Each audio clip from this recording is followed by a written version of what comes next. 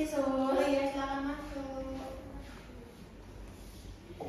Baik, sebelumnya perkenalkan Mbak, nama saya Perawat Nasional Arafat yang saya bertugas pada pagi ini pada jam 7 pagi sampai jam 2 siang nanti.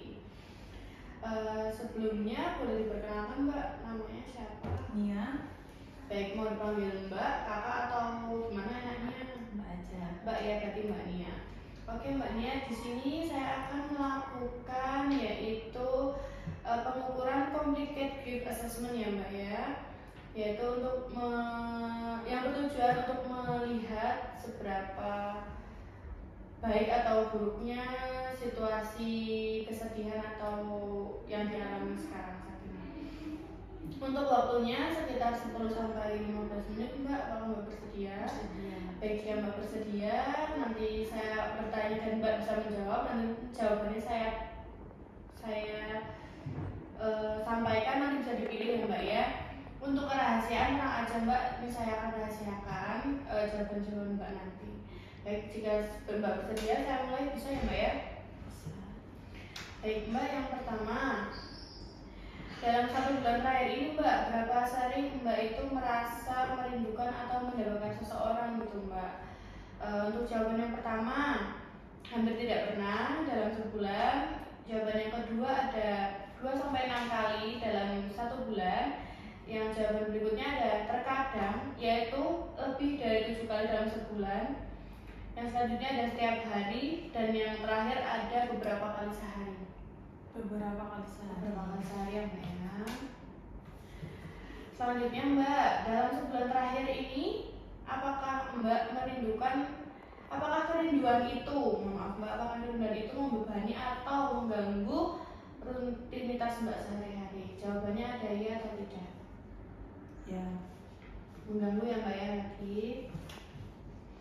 Yang selanjutnya Mbak, dalam sebulan terakhir ini sejauh mana Mbak bisa menerima kondisi kematian tersebut? Yang pertama, tidak ada kesulitan atau menerima kematian. Yang selanjutnya ada sedikit kesulitan menerima kematian. Yang selanjutnya ada beberapa rasa sulit menerima kematian. Yang berikutnya ada kesulitan menerima kematian. Yang terakhir ada sangat kesulitan menerima kematian. Sangat sulit ya Mbak ya. Selanjutnya, dalam sebulan terakhir ini sejauh mana Mbak mengalami kesulitan untuk mempercayai orang lain Mbak? Yang pertama, jawaban pertama ada tidak ada kesulitan mempercayai orang lain. Yang kedua, ada sedikit kesulitan mempercayai orang lain. Yang ketiga, ada beberapa rasa sulit mempercayai orang lain. Yang keempat, ada kesulitan mempercayai orang lain. Dan yang terakhir, ada sangat kesulitan mempercayai orang lain. Sangat kesulitan Mbak. Selanjutnya Mbak, dalam sebulan terakhir ini sejauh mana Mbak merasakan sedih pahitnya kematian tersebut? Yang pertama ada jawaban tidak ada rasa pahit. Yang kedua ada sedikit rasa pahit. Yang ketiga ada rasa pahit hanya beberapa saja. Yang keempat ada rasa pahit yang sangat nyata.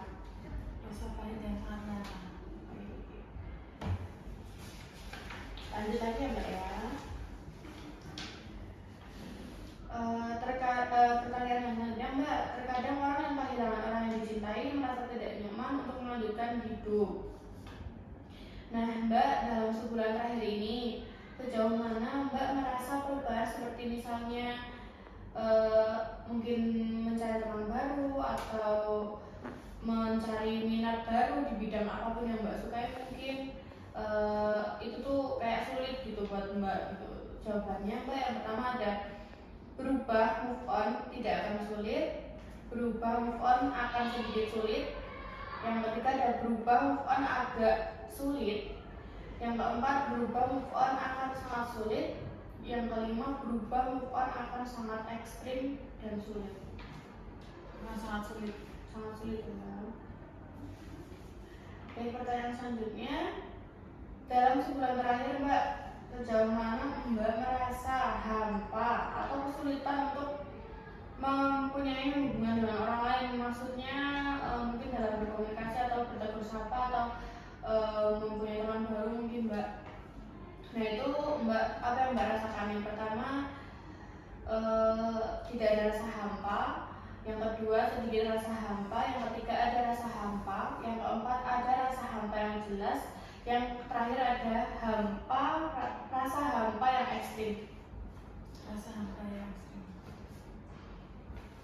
Baik, selanjutnya Mbak, dalam sebulan terakhir ini sejauh mana Mbak merasa kosong atau tidak berarti tanpa orang yang sudah meninggal tersebut? Jawabannya ada tidak ada rasa kosong atau tidak berarti, ada yang kedua ada sedikit rasa kosong atau tidak berarti, yang ketiga ada beberapa rasa kosong, yang keempat rasa kosong yang jelas, yang terakhir ada rasa kosong yang ekstrim. Rasa kosong yang jelas. Selanjutnya Mbak, dalam sebulan terakhir ini sejauh mana Mbak merasa masa depan itu tidak memiliki makna atau tidak memiliki tujuan di masa depan nanti tanpa orang yang sudah meninggal tersebut Mbak? Jawaban yang pertama, tidak ada perasaan bahwa masa depan tidak memiliki tujuan. Yang kedua, sedikit perasaan bahwa masa depan tidak memiliki tujuan. Yang ketiga, beberapa perasaan bahwa masa depan tidak memiliki tujuan. Yang keempat, rasa yang jelas bahwa masa depan tidak memiliki tujuan. Yang terakhir, rasa ekstrim bahwa masa depan tidak memiliki tujuan. Beberapa. Oke, yang selanjutnya Mbak, dalam sebulan terakhir ini sejauh mana Mbak merasa gelisah atau mudah terkejut? Yang pertama, jawaban yang pertama ada tidak ada perasaan. Jawaban yang kedua sedikit perasaan merasa gelisah. Yang ketiga beberapa perasaan gelisah. Yang keempat rasa gelisah yang jelas. Yang terakhir ada rasa gelisah yang ekstrim. Rasa gelisah yang jelas. Baik Mbak, selanjutnya apakah kesedihan yang Mbak rasakan saat ini itu sangat berpengaruh pada kehidupan sosial ataupun pekerjaan atau di bidang lain, misalnya membuat Anda sulit untuk melakukan aktivitas yang setiap hari Mbak lakukan sebelum kematian ini terjadi itu Mbak? Jawabannya ya atau tidak? Ya. Ya. Baik Mbak, yang selanjutnya, apakah salah satu dari gejala di atas termasuk kerinduan dan tidak satu gejala kriteria berlangsung setidaknya selama 6 bulan, ya atau tidak? Ya. Baik Ibu, untuk seluruh data yang saya dapatkan kali ini, saya sudah menemukan jawaban apa yang sedang Ibu rasakan saat ini. Jadi yang Ibu rasakan untuk saat ini masih sangat-sangat sedih ya Bu ya, atas kehilangan seseorang yang ada di hidup Ibu. Kalau boleh saya memberi saran Bu, mungkin untuk membantu sekali atau 2 kali agar tidak terlalu teringat oleh seseorang yang sudah meninggal, mungkin Ibu bisa menyibukkan diri, misal mencari aktivitas baru atau melakukan aktivitas yang Ibu sukai, seperti itu ya Bu ya. Dan juga mungkin Ibu bisa memperbanyak mengikuti kegiatan di luar rumah, misalnya dengan tetangga atau dengan yang Ibu suka lah, intinya seperti itu. Mungkin ini sudah selesai Bu untuk pertanyaan-pertanyaan yang saya sampaikan. Sebelum saya akhiri, apakah ada yang menanyakan Ibu? Tidak. Baik Ibu, sebelumnya terima kasih karena sudah kooperatif selama saya melakukan pengkajian ini dan Ibu sudah selalu menjawab pertanyaan-pertanyaan yang saya sampaikan. Untuk kerahasiaan, sekali lagi tenang saja ya Bu ya, saya akan merahasiakan semua jawaban ini. Dan juga nanti kita bisa bertemu lagi sesuai jadwal ya Bu ya, mungkin minggu depan, untuk mengetahui lagi lebih dalam mengenai perasaan Ibu selanjutnya ya Bu ya. Mungkin itu saja Bu yang bisa saya sampaikan, kurang lebihnya mohon maaf Ibu. Terima kasih, sampai pagi Bu. Terima kasih, Terus.